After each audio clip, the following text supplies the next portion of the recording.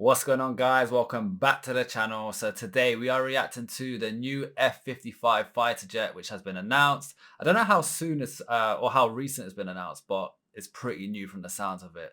So we're gonna check this out. But before we get into it, you guys know what to do. Smash that subscribe button. This is all improvisation, you know. She's like, this is not planned. So whenever she kind of just jumps on the mic, I find it hilarious because I just don't know what to expect every time.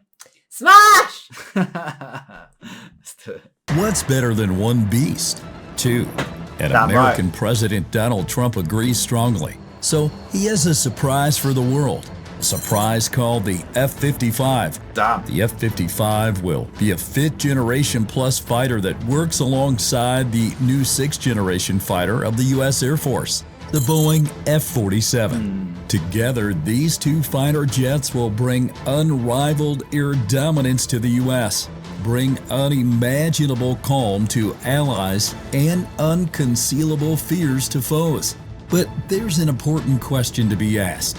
Why? Why does the U.S. need a 5th generation plus fighter to help it rule the sky?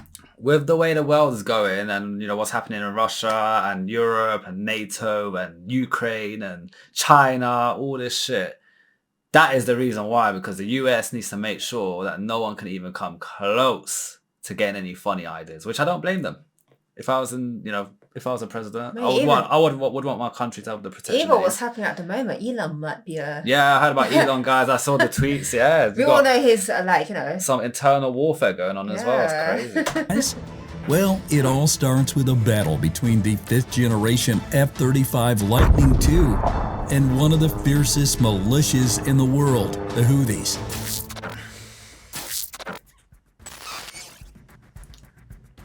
The Lockheed Martin F-35 Lightning II is a family of single-seat, single-engine, all-weather stealth, multi-role fighters that represents the pinnacle of modern U.S. air power. Damn. Designed for air superiority, ground attack and intelligence, surveillance and reconnaissance missions, with advanced stealth capabilities, a low observable design, and systems like the AN/APG-81 radar and the distributed aperture system.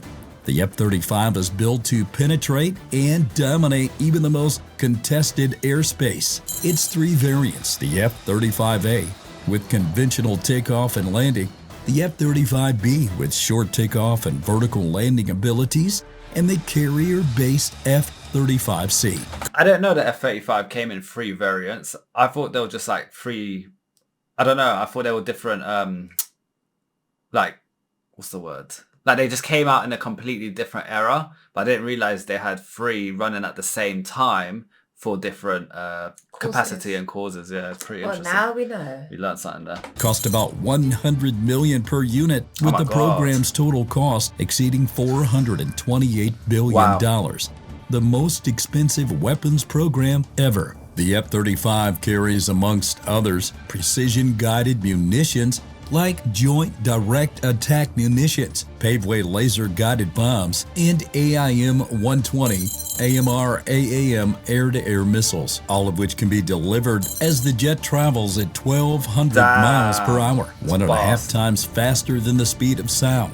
Yet, despite all of its technological impressiveness, recent operations against Yemen's Iran-backed Houthi militants have exposed unexpected vulnerabilities, raising questions about its survivability against even non-state actors. The Houthis, a resilient militia, have leveraged Iranian-supplied and improvised air defense systems to make protesting statements to U.S. and Israeli operations in the Red Sea. These systems, often equipped with passive infrared sensors, pose a unique threat by evading detection from the F-35's electronic warfare suite, which relies on sensing active radar emissions. The Houthis' air defenses, while rudimentary by modern standards, have proven shockingly effective, downing at least 18 American MQ-9 Reaper drones since March 2025. Each Reaper drone cost around $30 million.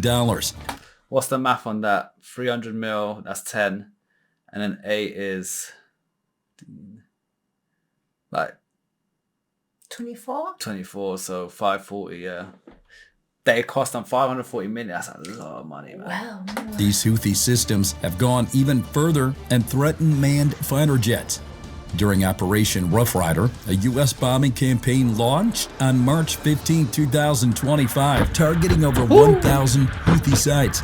An F-35 was nearly struck by a Houthi surface-to-air missile, forcing evasive maneuvers by the F-35. Several cool. F-16s faced similar threats, highlighting the Houthis' ability to majorly disrupt U.S. air operations. And this is another thing. Yeah, they're spending a lot of money on military, but you got to also remember, like when they're doing these kind of activities, if the plane or the fighter jet or the bomber jet, whatever it is, isn't capable or well equipped to be able to like dodge enemy attacks, if that lands and destroys the fighter jet, that like those drones, they'll imagine a fighter jet getting blown up. You know how much that's going to cost them. Plus the pilot, the pilot's life. Yeah, the pilot's going to die. The pilot's going to die. They lost a good trained pilot. The training costs of the pilot must have been crazy as well. Like as an overall, they need to go over and beyond because that survivability is what's saving them money, if anything. They spend more to survive, to not have to spend again. You do it properly once or you don't do it at all, basically. Yeah. That's my memo. The campaign, costing over $1 billion and involving B-2 bombers and 2 carrier strike groups, failed to achieve air superiority, prompting President Trump to declare a ceasefire on May 6, 2025, after losing 2 F/A-18 Super Hornets and 7 MQ-9s. While no F-35 was shot down, the near miss was enough to raise concerns about its vulnerability to even unsophisticated defenses. While these concerns could impact further export deals to countries like India or Saudi Arabia, the U.S. military itself appears eager to fix these vulnerabilities and transform the F-35 into the Ford it's meant to be, via upgrades that would be so extensive the resulting fighter would have a new name. It's gonna be money. The F-55. Okay, so they upgraded it so much that they just said, you know what, it's so upgraded, we might as well just give it a new, it's a new jet now. Like it's not even the same fighter, like it's something new. Go in. That's mad. That's crazy. Why 55? Don't know. Is it because what's the dome? Or they're building something? The golden dome. I don't know if it's linked to that. Comment below, guys, why it's called the F-55 of all things. There was something else that we watched. Boa. There was something else we watched where they named it based on The jet. Donald Trump's like being that amount of president. I don't remember what jet it was. We watched it in the video. It was explained there, but we pretty much forgot that. It is what it is. The F-55 was a major surprise for the world. It still is. On May 15, 2025, President Donald Trump announced plans for a new American fighter jet during a press conference at Al Udeid Air Base in Doha, Qatar. He also mentioned an F-22 Raptor upgrade, dubbed the F-22 Super. While this announcement was made alongside Boeing executive, the F-55 is a product of Lockheed Martin, as it is described as a substantial upgrade to the F-35. While the F-35 is powered by a single engine, the F-55 is reportedly designed with 2 engines in its rear, potentially increasing thrust, payload capacity, and survivability for long-range missions, especially in contested environments like the Pacific, which could be the theater of choice for a conflict between China and the U.S. Prior to this announcement, Lockheed Martin executives had made public statements on plans to upgrade the F-35 and the F-22 from 5th-generation fighter jets into 5th-generation plus fighter jets.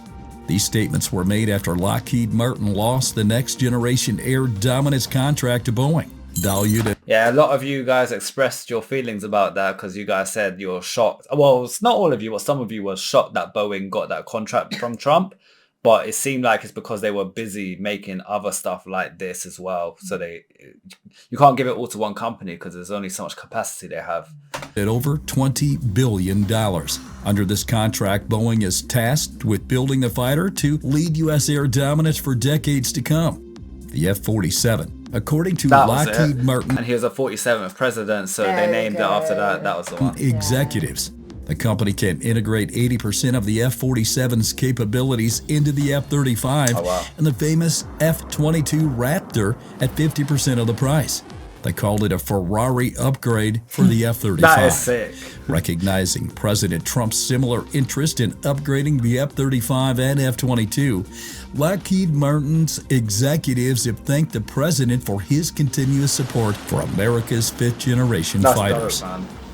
While Lockheed Martin executives and President Trump appear to be on the same page regarding a, quote, Ferrari upgrade for the F-35, no official Pentagon documentation. It actually looks like a Ferrari. It looks sick. In the air. It looks incredible. I think it looks beautiful. I can't wish lie. like I can one day get a pilot to just fly me as a LB passenger just to I think experience it's that possible. somehow. Yeah. That Let's see is why nuts. not. Supports That's the crazy. F-55's existence. This leads to speculation that the F-55 could already be tied to an existing program, the Navy's FAXX program, for instance. The FAXX program is a program aimed at replacing the U.S. Navy's F/A-18 Super Hornet by the 2030s.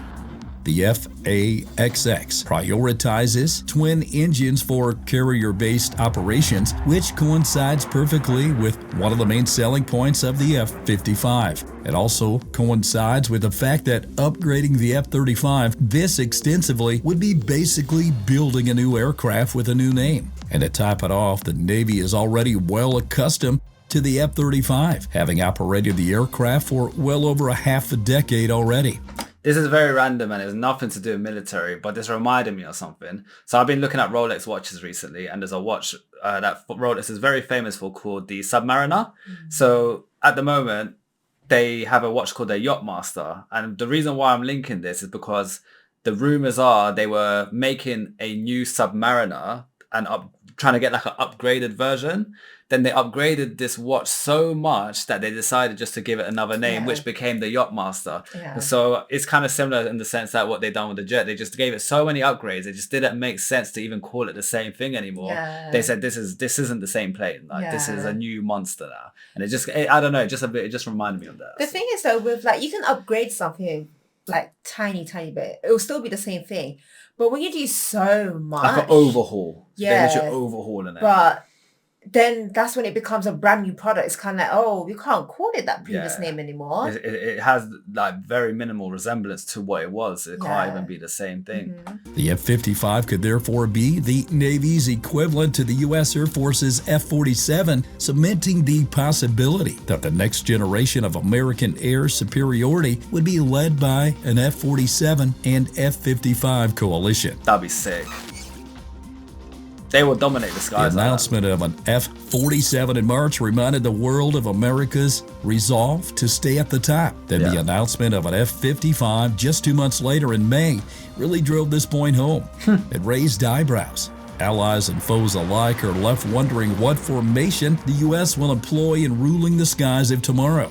More interestingly, the potential integration of these two fighters with each other could redefine U.S. dominance, particularly in contested environments against near-peer adversaries like China and Russia.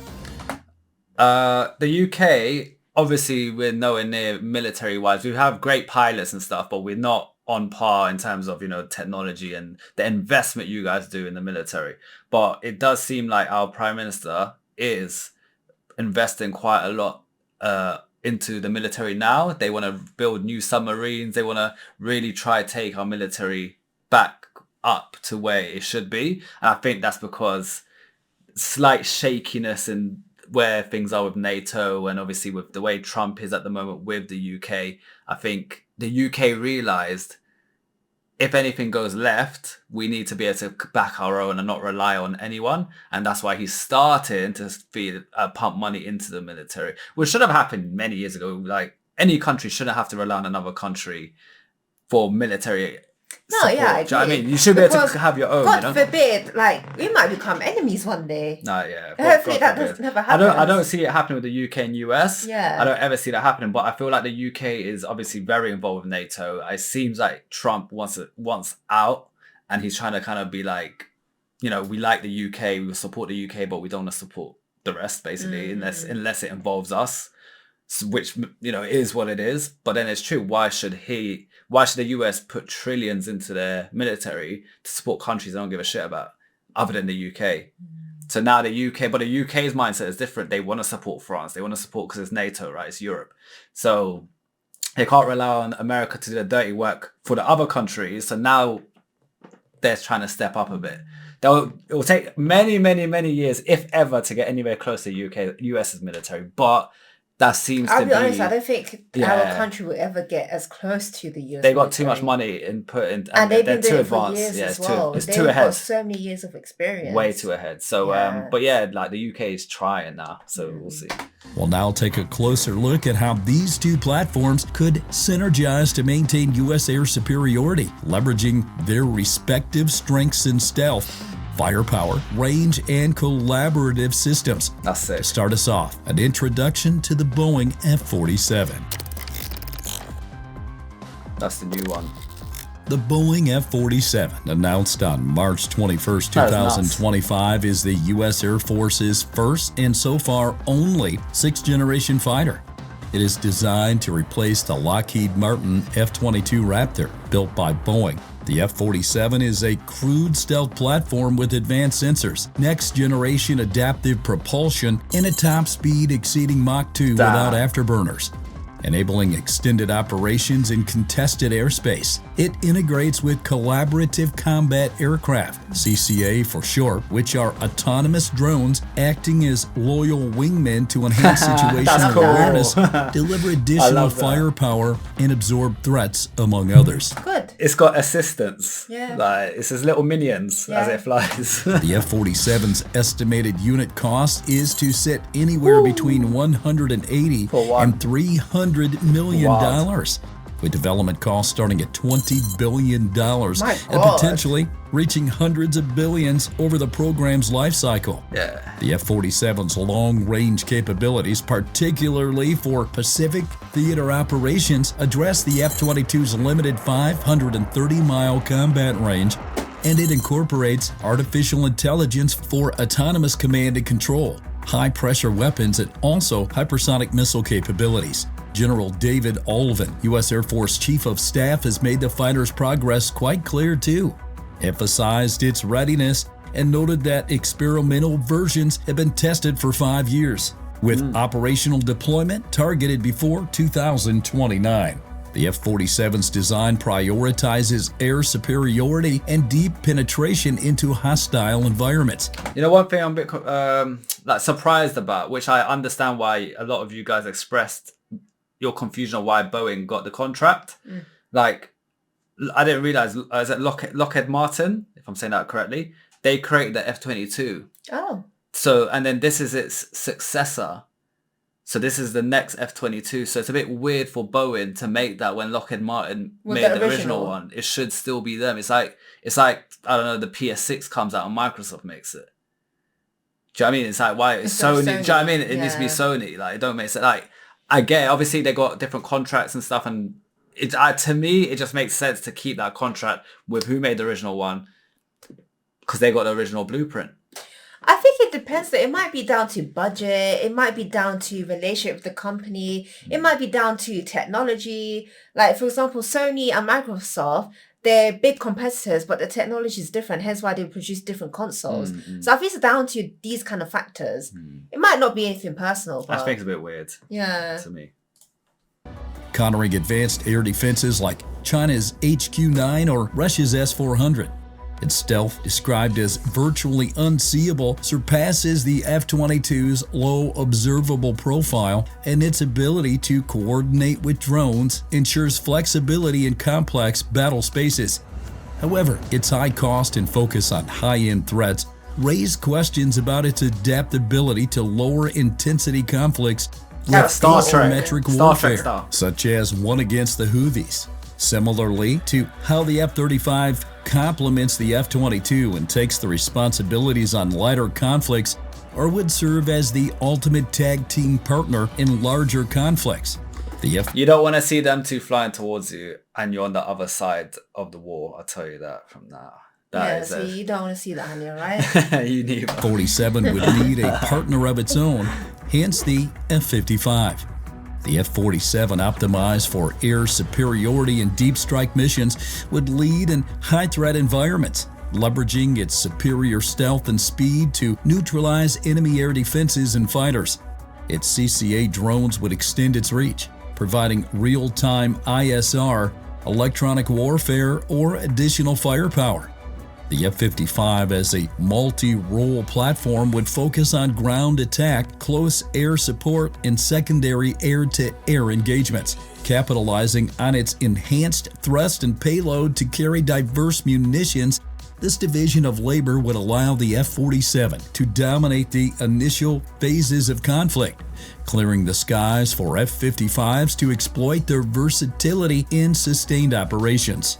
In a Pacific scenario against China's 5th generation J-20 fighter or 6th generation J-36 fighter, the F-47's long-range capabilities, potentially exceeding 1,150 miles, would enable it to strike from distance, targeting airfields or command nodes, while coordinating with CCAs to overwhelm defenses. Respectfully, since China was mentioned, I don't see China ever surpassing the military technology that US have, because in the previous video I did say China are very innovative, but what I meant by that, innovative probably wasn't the right word, because what I meant by that is they're not innovative in the sense that they create new ideas. They're more of a copycat. They got copycat culture where, I'm being serious, where, there's technology out there, then they're making 1,000 replicas of that technology for a quarter of the price. So in terms of innovation and pure quality, we all know that. They won't be able to surpass that. Yeah, they might replicate, but that's why the US needs to be very careful with who gets their hands on the technology. That's why they don't want to sell their jets to certain countries, because if China gets hold of that, they're making 1 million of them for like 10% of the price. Yeah, they're not going to be as good, but they're going to be like replicated technologies. They're good at that. It's like they're duping it. They're duplicates. The F-55 with its twin-engine reliability could operate closer to contested zones, delivering precision strikes against surface targets or engaging enemy aircraft with advanced missiles. Its enhanced survivability would be critical in environments with dense surface-to-air air defense networks, as demonstrated by Houthi threats in Yemen. The F-55 could also serve as a command node, leveraging the F-35's existing sensor fusion and network-centric warfare capabilities. Upgrade with F-47 generation technologies like advanced artificial intelligence and sensor suites. To achieve this, though, the Pentagon must clarify the F-55's role, securing funding, and avoid cannibalizing NGAD resources to realize this vision. Without official plans, the F-55 remains a bold but uncertain proposal, reliant on political will and technological breakthroughs to complement the F-47's dominance. On the other hand, should the F-55 overcome these hurdles, this team-up with the F-47 could be what it takes to rule the skies of tomorrow, counter China's near-peer and advancing stealth fleet to maintain U.S. air dominance for decades to come. The combined use of artificial intelligence, stealth, and drones across these fighters would create a networked family of systems, outmatching adversaries through superior coordination and firepower. A new variant. I like how you did that at the end. What's your thoughts of the new F-55 announcement? It's cool, man. Necessary? It's you know what, end of the day, I'm not against a country creating weapons and aircraft and battleships and everything to protect their own country. I feel like every single country we should be doing that, but every country's priority is different in terms of where they want to put their funding. And as we both know and we have learned as well through our reactions, America does put a lot of money into the military. And I don't know if it's because of their history in terms of like the wars they went through, the Great Depression. So it might be something that they never want to go through again. Someone made a valid point in one of our oversimplified videos, because I think we questioned why we didn't question it, but I said that a lot of people mentioned in the comment section, the US came into the war very late and they questioned why. And, a lot of Americans in the comment section mentioned, they were just recovering from the Great Depression and World War One, and then they, this was a war for a European war. Why the hell should America get involved? Yeah, they're allies, but why are they going to risk their entire country and their people when they're just about recovering, and For something that's not involved and in World War them. One was majority about Europe as well. Yeah, So from yeah. the sounds of it, I think America got sick of it and just said we need a military so strong that we don't like no one wars because they're just scared of us, and we no longer need to get involved in wars because the wars won't even happen with our military strength. Basically, they got sick of European wars and said, mate, if we get strong enough, we don't need to involve at all because no war is going to happen because we, in a way, police and like wars just won't happen. And I think it's just kind of gone down that route, which I understand. I get it. Like, you guys aren't European. Do you know what I mean? Yeah, I get it. Do you know what I mean? Like, what the hell? I fully understand that and I Yeah, respect that's it. like us seeing a fight on the road. Not even that. Like, this is literally, if there's a war in America, the UK will only get involved because of the history of the US and obviously to thank them. But if we didn't have that alliance and that friendship and that, look at India and Pakistan. I know do you know what I mean? I know it's nothing to do with, the West, but the UK is not flying over there trying to stop the war. Do you know what I mean? Like, that's their war. Like, they need to fight out and solve it. Yeah, we might guide and advise and, whatever, but it's not our war to get too involved with. America done Europe a huge favor getting involved in our war. That was nothing to do with them. They didn't need to, but they said, you know what? Due to our alliance, we all get involved and we're going to strengthen that bond by doing this. And loads of people died. Loads of Americans died thanks to them getting involved. But it's sad. They don't have to. Guys, I think that's enough of us yapping about. Comment below what your thoughts are. And don't forget to like and subscribe. For now, peace out. Bye.